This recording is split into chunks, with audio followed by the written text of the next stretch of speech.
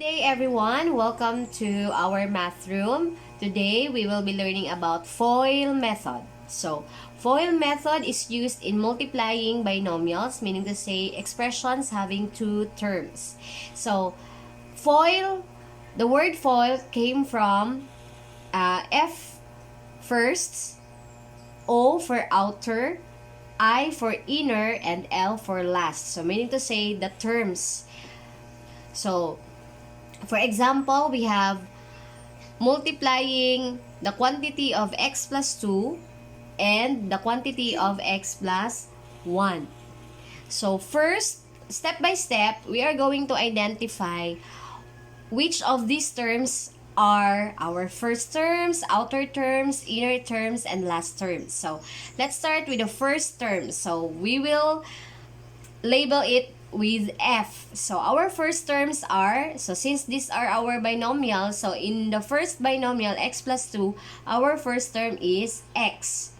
And in x plus 1, our first term is also x.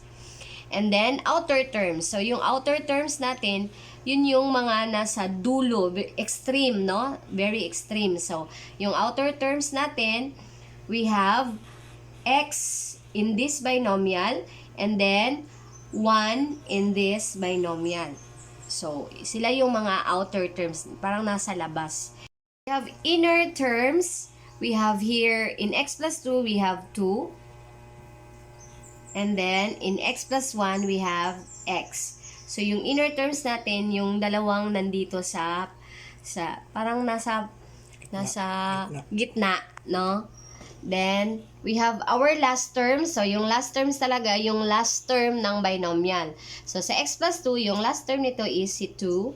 At saka sa x plus 1, ang last term ay si 1. So, kasi ginawa ko step by step para mas malinaw. So, now, we are going to multiply these terms. So, uunahin natin yung first term. So, we have x and x. So, we are going to multiply x times x. And x times x is x squared. And then, next, we have outer terms. Outer terms, we have x times 1.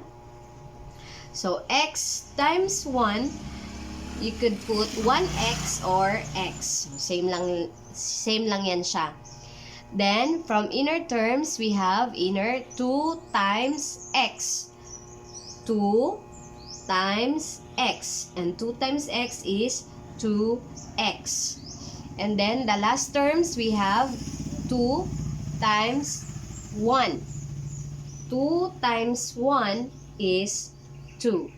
Alright, so yung mga result mo from multiplying the first, the outer, the inner, and the last terms, ilalagay mo dito siya. So, yung x squared, so you have x squared, and then, so, wala kang nakikitang sign, that is automatically positive. So, meron kang positive x, and then dito din, we have positive 2x, at saka positive 2.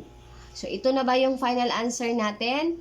Hindi, because there are still like terms. So, itong positive x and positive 2x. So, you are just going to combine these terms. So, positive x plus 2x is positive 3x. And then, bring down x squared.